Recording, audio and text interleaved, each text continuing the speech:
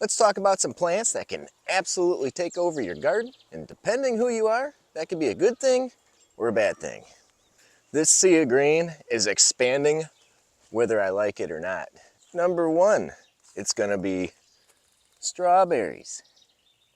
It's hard to believe that only 2 years ago, I planted 25 bare root strawberries in here, and now the strawberries have decided to take over this whole entire space. A situation like this might be a good problem to have unless you're dealing with very limited space. You see, the strawberries, when they form this big blanket on the ground, they're gonna shade out a lot of other plants. So if you're sowing seeds, they're probably gonna have a hard time coming up. The good news is it's really easy to get rid of the strawberries. You can just yank them out. Strawberries are such an easy crop to grow. Once you plant them, they kind of take care of themselves. They actually mulch themselves when they die back in the winter time. They coat the soil and protect the crowns. Strawberries do not care about thick, heavy mulch that you'd use to smother out other weeds. I put cardboard down, a bunch of wood chips on top. The strawberries just came right through. I even put 3 strawberry plants inside this asparagus patch. And as you can see here, those 3 strawberry plants have taken over this area, which is good. They're gonna shade the ground. The asparagus grows right through them. Let's look at a strawberry planting tip. You just take one of your strawberries that popped up, rip it out, go ahead and take it, throw it on the ground, step on it, and you get strawberry plants. You can try clipping the runners, but you're never gonna keep up. You're gonna have strawberries all over. And for that reason, we're gonna have thousands of strawberries this year. Good problem to have, just keep it in mind before you plant strawberries. Number 2 is going to be chives. Now I love all my chives. The flowers are beautiful, the pollinators like them. Chives taste good with everything. I've got chives planted all over the place. But when the chives go to seed, and they will if you leave the flowers, they drop thousands of little chive seeds around. And you get these tiny little sprouts that just like little blades of grass in there. Little chives coming up right through the wood chips. Eventually, they grow into smaller little plants like this, and then eventually this. And you can see here, as the strawberries start to creep in, that there's a bunch of little chives growing all across the ground in here. I planted these with bulbs. These were seeds. Then you just get random chives popping up through your lawn, right next to your nasty, eaten up wine cap cluster. I guess you can think of it like an edible grass. Like the strawberries, the chives will pop up right through cardboard and wood chips, and they even don't mind a little bit of shade. The next one is comfrey.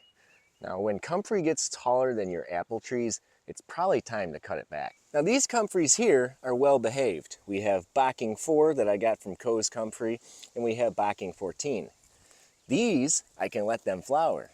They do not put out seeds that will grow new plants. You can only spread them by root cuttings, and as long as you don't disturb these roots, these plants are gonna stay in place. Now if you're somebody that planted comfrey out and you wanted to go rototill through there, all hell just broke loose. You're gonna have comfreys as far as the eye can see. But if you're just planting comfreys as a fruit tree companion for chop and drop, or using comfrey for its medicinal purposes, and you plant these sterile versions and don't mess with them, you'll be fine. Now I showed you guys how to grow true comfrey from seed. It's the kind that will self-seed and put out plants all over the place, that similar to the sterile versions, the Bocking 14 and Bocking 4, if you disturb the roots, they're gonna spread. And once they get established, you can't really dig them out. Here's a Bradford pear tree that just popped up on its own that we've grafted edible pears to. It's got a couple true comfrey companions underneath it.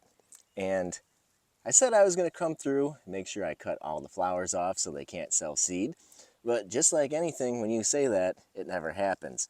So a couple seeds fell down, and look what we got. We got comfreys there, just popping up all over the place. Now this is small enough to where I might be able to dig it out. I'm gonna try. But this year, for sure, I'm coming through here. I am trying to get these before the flowers open up and just crumble them over.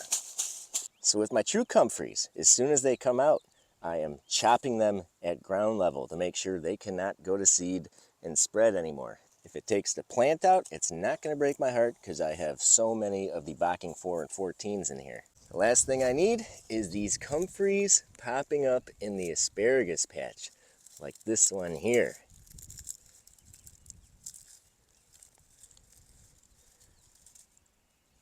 Look at that giant root on that tiny little plant. Hopefully we got the whole thing. I like to catch them when they're a lot smaller than this. So if you want to plant the true comfrey because allegedly it's more medicinal, that's fine. Just don't let it go to seed. Next one I didn't think was going to be a huge problem, and it's Everbearing raspberries. This mammoth patch here was just 5 little tiny dormant plant with little stems on it when I first put it in. And the first year it stayed pretty well behaved. But now, take a look at this. Look at all these little raspberries popping out, even right next to this blueberry plant. And even further over, look how far these raspberries are traveling. Right through cardboard and wood chips, starting to come up inside the strawberries, and even into the asparagus patch. Right on the compacted areas of the walking path, and even sneaking out into this shady area. The Everbearing raspberries just don't care. Now this biennial raspberry here is very well behaved. It's sending up its new shoots right at the base of the plant. It's staying in the same spot. I noticed the same thing with blackcap raspberries. Now just like the strawberries, I'm gonna have so many raspberries that I'm not gonna know what to do with them. The chickens are gonna be eating really good.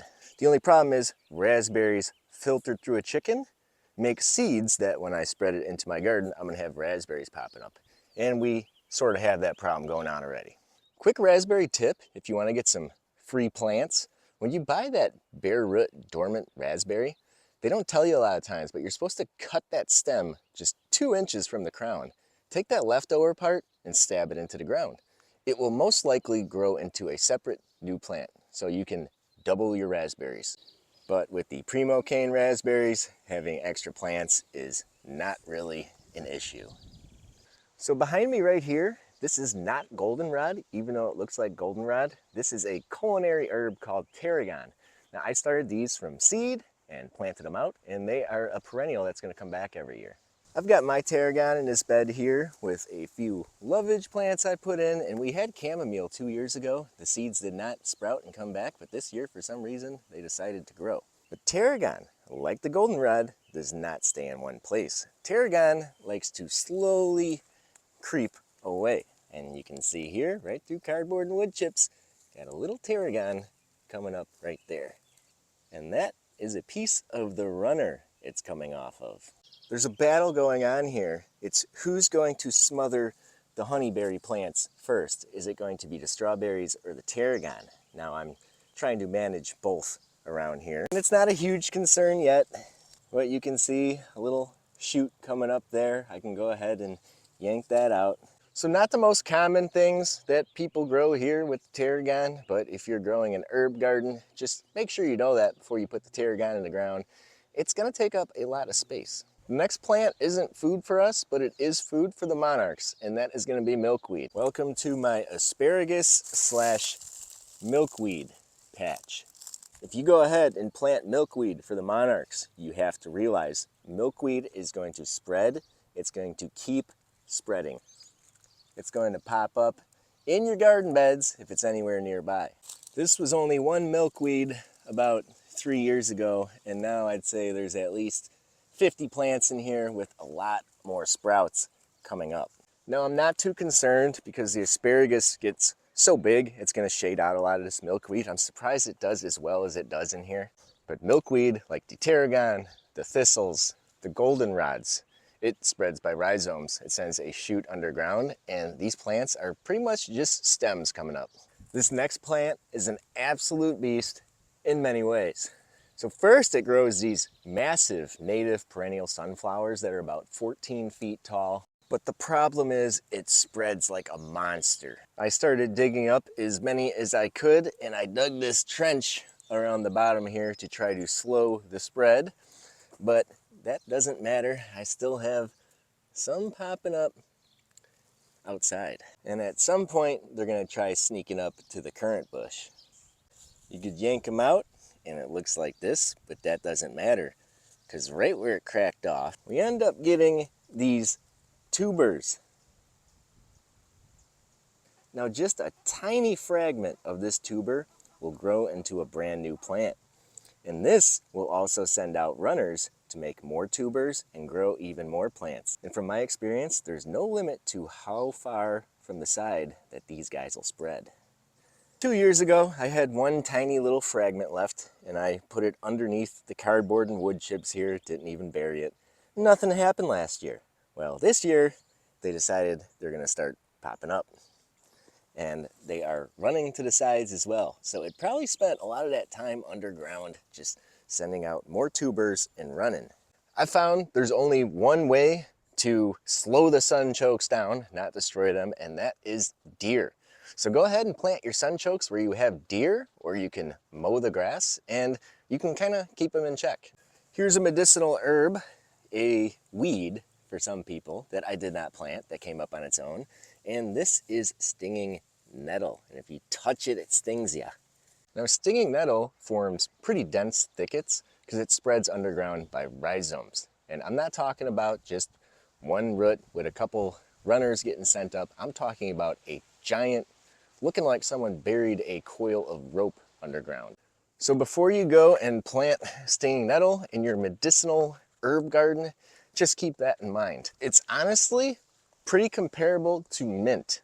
And on that note, let's talk about mint. So a couple years ago, I bought a couple, like 6 little tiny root fragments off eBay, and I planted them in here where all the quack grass is taken over. And from that one planting, I have mint running all throughout here, just popping up all over the place. And this mint is pretty cool. It's called chocolate mint. It smells like a Fannie Mae mint melt-away. Makes a decent tea, and it grows about 3 feet high. So this area here in the summer is going to be loaded with mint, and that means with all that photosynthesis, this mint is going to keep pushing even further. So that's just a few examples of stuff I got growing through my garden. Maybe some of you take this as a word of caution. Maybe others got inspiration from this. I personally don't mind. I think it's good to have a lot of biodiversity in the garden, and I think in the end, nature will shake things out. Good luck, and thanks for watching.